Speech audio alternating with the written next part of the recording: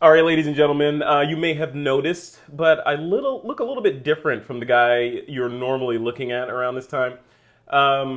Normally you're looking at Will Crockett, of course. I'm not him. I don't think I'm him. I'm Frederick Van Johnson. I'm the host of a podcast called This Week in Photo. My good friend Will Crockett and I were having a Skype conversation about just sort of new technologies. And basically, it wasn't even a conversation. It was more of a kind of a disagreement. But it was going in a good direction. It was going in a good direction. So we decided to stop and record it and share it with you guys because it's really, really interesting. At least we think it's interesting. Whether or not our audiences will, nobody knows for sure. Well, I think they'll think it's interesting. So Will, welcome to your show. The Shoot Smarter folks, this is Frederick. He is the TWIP guy, thisweekinphoto.com guy. He is a terrific fella, has a very similar point of view to how photography is moving forward in, of course, all different angles. And we've had a really fun handful of Skype conversations, and Frederick said, you know what, we should probably record this and share it with everybody. So today is our super special day, and the topic is, I am all over this whole mirrorless stuff, and without trying to look like I'm throwing any Molotov cocktails, I want Frederick to know that mirrorless cameras are going to be replacing DSLRs maybe sooner than we think, and I know somebody who's not real excited about that. What I would predict that a lot of people would say is BS, because we went through this transition, as we were talking about before. We went through this transition from, depending on how far you want to go back, but cameras have been evolving all the way up from film to now digital that shoots video. And a lot of photographers are just now getting their brains around video in these DSLRs and saying, and me included, I'm like, I'm a photographer. I'm not a videographer, And I was in that camp, and just until recently, I'm like, okay, shooting a little video can hurt. So now you're telling me to chuck all that and go mirrorless. Now, no, mirrorless is not ready now, but I was maybe even more opposed to mirrorless than you are, because we have a consulting company where we have to test equipment, and typically we're testing equipment to apply to a specific application. And we're finding out more and more that moms, as well as corporate clients, those folks who don't know my background, I'm a commercial advertising photographer and also a photo educator. We're finding that hybrid products are something that our clients are not only asking for, but they're demanding.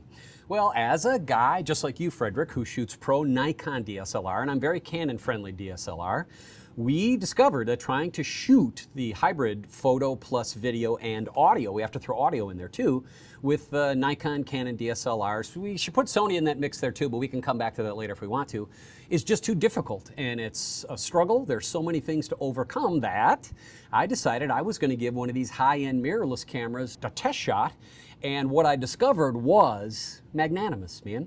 The quality, the ease, the way that these cameras work, even though they're not pro cameras yet. We're going to have some newer ones come out. I got to tell you, I'm converted. Now, I still have my pro DSLR system, and I still do use that for a variety of situations. But when you take a look at like those video projects that we do for Geekbeat TV, all of that, buddy, all of that is shot on mirrorless cameras.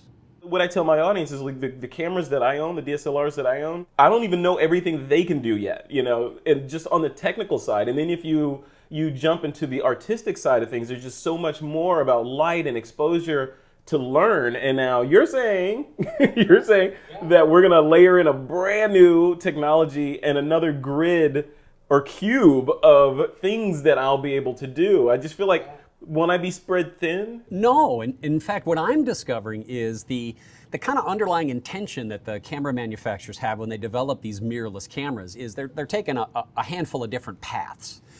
We don't have a standard lens mount, just like we do in DSLRs. We've got all kinds of different lens mounts and different ways and different specialities that these cameras work in. But I had my aha moment when I was in Death Valley, and it was a sunny day and it was windy and cold, like 42 degrees. I was the only one around there. And I'm thinking, I was on a motorcycle. I stopped and I saw this beautiful wooden train car. And I got off the bike and I had both cameras with me. I had a Pro DSLR and I had a few mirrorless systems. The aha moment came for me when I realized that when I'm looking at this wooden train car and I'm trying to envision in my head how it's going to become an image. Well, when I use the DSLR, I pull the camera up to my eye and I'm still seeing it in color and I'm still seeing it in the horizontal shape of the DSLR viewfinder. But you know, when my brain was telling me this would be something that would look really cool in black and white, or in fact in a monotone, which is different than black and white in mirrorless lingo, by the way. And my brain was also telling me I'm going to crop this thing to square later. So I threw the mirrorless camera into a monotone mode and I put it into a square crop mode. And when I put the viewfinder up to my eye, Frederick, I saw that image of square, rich tonality, monochrome, right there before I shot the picture. That was my aha moment. I would argue, because we're discussing, we're having a... So I would argue that with a DSLR, they've got modes on there where you can see what the image is going to look like on the back. What's the difference? Aside from the, changing the crop. That's one of the kind of aha things that drew me into it. There are multiple other ways that I think a lot of photographers are going to be pulled into it. The second is the fact that there is no mirror. I mean, it doesn't really matter the design and the sensor size and all that other stuff. We can get high quality cameras and low quality cameras in both DSLR and mirrorless, but when we're talking about having a camera physically smaller and lighter in weight, it's a little more encouraging for us as photographers to be able to carry a bag that's got more lenses in it. Of course, the dream lenses that we all would like to be able to have are actually affordable now. And this was the second part about mirrorless that got me. I got a chance to look at all the lenses that were available. For instance, in one of the lens mounts, it's called Micro 4/3, that is very popular. It's kind of split between the Lumix, that's a Panasonic brand of mirrorless camera, as well as the Olympus brand. They share this common lens mount and autofocus and image stabilization technology. That means that we can get those lenses that we could never afford before. I'll give you for instance. If you were to imagine on our DSLRs, if we had a 40mm lens that was super fast, say f2.8 or faster. Say on your Nikon you had a 40mm lens that was f1.8 and it autofocuses like lightning and it allows you to have that nice perspective and move all around. You would expect that that lens would be really expensive, right? Yes, very expensive, yeah. How would you like to own one of those for less than $300? I would, yeah, I'd have a baby if I could do that. But then you look at it, if I saw that, I'd be like, okay, because I'm conditioned in the DSLR world, I'd think, am I getting $300 worth of lens? Meaning it's going to be soft, it's going to, when I rotate the focus ring, I'm going to hear sand in there, Right on. We've all been there, right? You'll be surprised at the quality of the glass because you've got all the glass technology folks, right? Olympus has their Zuiko, or however you were supposed to pronounce that correctly. The Lumix folks have a partnership with Leica. So if we dissect the Lumix line, you can actually see some of the lenses that are branded Leica, and they are spectacular. There is a 25mm f2.8 lens that's a Leica lens on a Lumix mount. That is, I think, less than $700, and I mean that's a $3,000 lens on a Leica version. It's beautiful stuff, buddy. Are you saying that the lenses that you put on these mirrorless cameras, in a side-by-side comparison with a high-end Canon or Nikon lens, would they be relatively indistinguishable in terms of just image quality and optics? Of course, there are crappy lenses and there are terrific lenses. Yeah. We say that inside the mirrorless realm, we're starting to see third-party lens manufacturers take it seriously, right? We've got the Schneider folks, we've got other folks jumping in there. Tamron are all taking a look at, hey, this is popping out, and they're making affordable as well as good quality glass. But we'll also have the ability to look at some of the, what I call masterpiece lenses that are in the mirrorless line. And these lens performance values are equal to, if not better, than some of the best DSLR glass I've ever seen. And I'm like you, man. I skimp on the body and I spend on the lens. I mean, we're Nikon D700, D800, and all the best glass that they have. So then one of the things that you brought up before that I want to talk about again, I'm still trying to wrap my brain around it, was lighting. And the idea, because I shoot a lot of people, I photograph a lot of people, and normally I use, I've got some pro photo gear, I've got some Speedotron gear, I've got some Palsy Buff Einsteins, I've got those. I like big light, big giant light. And what you were saying before, if I recall correctly, is I got to chuck all that. This is the part that hurts the most. That when we put on our PhotoVision goggles and we say, what's coming up in 2 or 3 years? If we take a look at the client, and the client has their iPad and their iPhone, and if this is one of the premier delivery devices for us as professional photographers to make a profit, it doesn't really matter how we get it to them or on them, or even how we create it, as long as the client's happy with it. Now, as a creative person, as you can see in the back, I'm big into inkjet prints, and I have big premium inkjet printers here and image print rips, and I'm into all kinds of paper surfaces. So super image quality is very important for me, but you know what else is important for me is the ability to deliver that hybrid file to my client. So I'm coming back to your question here, but when we talk about hybrid, we talk about the ability for a photographer to set up an opportunity to create that hybrid image. And then the photographer decides at the moment, are they going to shoot a still photo or are they going to shoot a piece of video? If you're covering a wedding or a corporate release or even a kid's birthday party, when, say for instance, that little kid blows out the candles, that's a powerful still photo if it's done right, but it's also a very powerful piece of video plus audio if it's done right as well. The problem is, buddy, there is no flash in video. And we, as photographers, particularly those who are really into wireless TTL like I am, I mean, when you go to the Quantum website, I mean, I'm the spokes guy for Quantum Q-Flash and how you set it up, and I adore the stuff, and I've got it all over the place. But there's no way we're going to use that to shoot video. So if we realize that hybrid imaging is the future, and it's not that we want it to be or we don't want it to be, our clients are telling us, and my wife, who teaches first grade, she wants those hybrid pieces that we're making. We're going to have to learn how to light with continuous lighting, like it or not, like it or not. One of the things that gets in my head is just the idea of being able to change your color balance on the fly and do creative things with light. Because if you have control over that within the camera, because you were telling me about that before, if you have control over the color balance within the camera and you have an LED that you can also control the color balance on, yeah. Now it's not, because I think part of it is just being old school. You know, back in the day of film, you were stuck with whatever you put in that camera, right? And you had to make that work. And it's a leap going from there to, okay, now I can control what the camera sees, so I can control the color balance on the camera, and I may be even able to control the color balance of the light. So, and I can mix those two things together, do some creative things. It sounds so foreign to us as photographers, image makers that are in control, right? We're not the kind of guys that turn on a camera and flip it to P for professional and slide on a flash and just keep our fingers crossed that it turns out okay, right? You and I shoot with intent. We know what we want to create. We know what depth of field is. We know how to control things like front to back color values. I mean, that's all part of what we do. Well, here's the mind bender. This is how photographers who really struggle at covering events, say wedding reception, big city, you've got a large fancy hotel that has a ballroom. And in that ballroom, it's not lit by fluorescent lights overhead. It's lit by sconces and maybe table lights and maybe candles. I mean, really nice lighting. What a photographer doesn't want to do is just be a heavy-handed photographer and walk in there with a camera with an on-camera flash and just shoot blowout yucky flash, right? I mean, that's not going to capture the moment very well.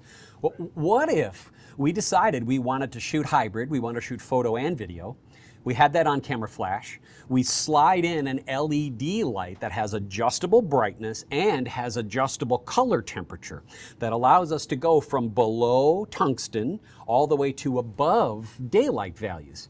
Then, with a mirrorless camera, because there is no mirror in the way, it's constantly evaluating focus, scene mode, really intelligent stuff. I mean, I haven't even discovered yet. It also knows when you're in a face detection mode, when you set the camera to work with people, it sees there are faces, whether or not you're engaged by pressing the shutter halfway down or not. It's calculating white balance, exposure, it's doing pre-focus, it's doing a lot of stuff, even while it's just moving around and you're framing up the shot. Well then, what if you decide to hit the photo or the video button and make that picture? It's going to have to use auto white balance technology to try to balance that out. And in fact, it does a terrific job. One of the reasons is that it's always on, right? There's no mirror in the way preventing light from hitting the sensor, and it's actually catching that data. Well, say your camera is locked on autofocus-wise to the person, the bride, for instance, in this room as she drifts from table to table. You're able to adjust the color temperature on the back of that LED light, and it's going to auto white balance to her skin tone, and it's going to pull her skin tone back no matter what color you set that LED light to. So in effect, if you're changing that color temperature, you're not changing her skin, you're changing the room lighting color. Wow, isn't that a mind bender? That is awesome, and that's what you're describing is, I mean, you know, we still photographers have been doing that forever with gels. You know, you could set your camera on, say, tungsten to get an overall brown cast on the scene, and then compensate for that with a gel on the flash, on the strobe. But you're talking about doing that real time and having a computer compute what the subject is and track that and adjust accordingly. I need to see that. I want to see a video. I know. And here's one more little mind bender. There is functions in which the camera has the ability to recognize a very specific face. If you turn on, depends on which brand you're using, you turn on what's called facial recognition mode. You can hop up to somebody, take 3 pictures in a row, still pictures in a row of that same person's face, and it'll ask if you want to register that face. And if you do, you can key in the person's name or key in whatever you need to put in there, and it will automatically tag every time it sees that particular face, no matter big or far, focus or not in focus. For the most part, it's pretty accurate. It'll tag with that person's face, but that's not where it ends. Say you are shooting shallow depth of field like a lot of people do, and you're chasing a bridal party around, and you're working in an auto white balance mode and an auto focus mode, but say you've got a row of the bridesmaids and diagonally placed against your lens axis, the camera will instinctively know that if it sees the bride in the picture, and even though you've set it to aperture priority at say f2.8, it will put the primary focus on the bride automatically. So you'll be able to shoot photo and video with it locked on where it needs to be. That's pretty smart, bud. So it will know, it will do priority detection, basically. It will know who's important in a scene and weight priority on exposure towards that person. Exposure, focus, white balance. If you happen to use a flash, the flash values, I'm freaked about it. So, I mean, this stuff sounds like magic, right? So It does. where it does. Should I throw all my gear out now and start saving for new kits? Is it over for the DSLR? What's going on? No way, it's not over. Here's what we're waiting for, buddy. We want to see the first practical, professional alternative to the DSLR. And the ultimate goal, at least this is how I see it, right? I'm not speaking for any manufacturers nor any of the clients that I work with on a consulting basis. This is just Will Crockett. If I could go to an intermediate level photographer, professional photographer, particularly in this economic climate, and I could give them a gift, that gift would be, I'd love to be able to have you not struggle with the communication with your camera. That if you want to shoot in a shallow depth of field, or you want to have a little bit of motion blur by your shutter speed, if you want to shoot at high ISO, low ISO, I would like to have that communication between the photographer and their creative ability and the camera become one. The other gift I would like to give people is, I'd like to give them that unit of time back. I'd like to be able to give them a camera that has intelligent functions that they can trust. So if they want to pour some creativity, like shooting black and white or adding grain, I mean, putting a vignette on a picture, if a photographer chooses, I would like them to plug that into the camera before they take a picture and shoot that way, knowing that the focus, the exposure, the color balance is all literally perfect and it needs no post-processing. the future of photography is if we could mentally communicate to our cameras and say, I would really like you to do this, and have it do it, oh, that would be great. We're not there, but we're going there. In this fall, we will see a couple of cameras released, and we're going to find out if they've got what it takes to become serious. Panasonic and Sony both have a couple of cameras that we think may be a replacement to the DSLR. Not sure, though. So we went from, like we were saying before, we went from black and white film to color film, notwithstanding all the different kinds of cartridges and stuff that stuff came in. And then we went from film to digital, and then to JPEG essentially. And then there was the whole JPEG versus RAW argument. Oh yeah, that's why I have gray hair, by the way. Yeah, was the Adobe RGB and sRGB and the raw JPEG debate is, I'm actually 26 years old. I look like I'm 60. I'm only 12. So okay, so now are we looking at another holy war, as we move away from raw and into this stuff? We are, because there is no raw in video, and unfortunately, the fusion movement that we saw a year and a half ago has kind of fizzled. And clients have determined, photographers have determined that the hybrid imaging of fusion point of view, using a DSLR and trying to make a cinematic approach, that's a hard thing to do, I mean, even for trained cinematographers. But what we ended up with is photographers who rely on RAW to control their exposure for them. I mean, it's really easy to pick up a high-end Nikon or Canon camera and shoot in a RAW mode and not have to pay attention to things like exposure. And I mean, I'm not being flippant at all. It's very true. Yeah, you get like plus or minus what, 4 or 5 stops. Yeah, and then allow whatever your RAW conversion software is to automatically just click away. And I mean, boy, they do a terrific job. I mean, they really are great. But there is no RAW for video, and if you're off by 2 stops or 3 stops, or your contrast or your white balance is off drastically when you have video, there's no fixing that. There's, you play with Final Cut, and you're an Adobe Premiere guy. Actually, yeah, I actually use both. I've been experimenting with Photoshop now, because Photoshop CS6 does video. So I've been playing around with that. Well, if we're off by 2/3 of a stop when it comes to a video file, there's no pulling it back. That's permanent damage. So a photographer who relies on RAW instead of using RAW for what its intention is as a creative tool, they are making their own problems by not learning how to shoot proper exposure, proper white balance values. So then that's something else then. I mean, so now not only are they're needing to learn a new sort of way of thinking to get their brain around this mirrorless technology, but if they've been lazy because of RAW, giving them such latitude with getting the exposure right on and that sort of thing, they need to narrow that down. So with the power of mirrorless, with great power comes great responsibility, right? Yeah. So it's checks and balances. So as we progress here through the fall, and if I get a little whiff that we think one of these cameras really is pro level, of course you're going to be one of the first guys that I'm going to go blab, blab, blab to and see if I can't get one in your hands, because the ultimate message of letting photographers know that mirrorless is here and it's time to move isn't going to be me. It's going to be you. Yeah, I am, I have a big mouth, and I will tell people if it's awesome, I will tell them, And my audience knows if it's not awesome, I will tell them too. So I'm glad we decided to put this public here, and I know it's going to cause some people to get really angry, but it's also going to enlighten a lot of other folks. And I'm glad that you decided that we would do this, because I love doing stuff like this, man. Thanks. Yeah, you're welcome. I think this is very helpful, and whenever we have these kind of conversations, we got to record them, because I think this is gold. We'll see by all the hate mail we get. Will Crockett's an idiot. How dare you let him on your website? Very cool, man. Well, thank you. Thanks, man. You too. All right, take care.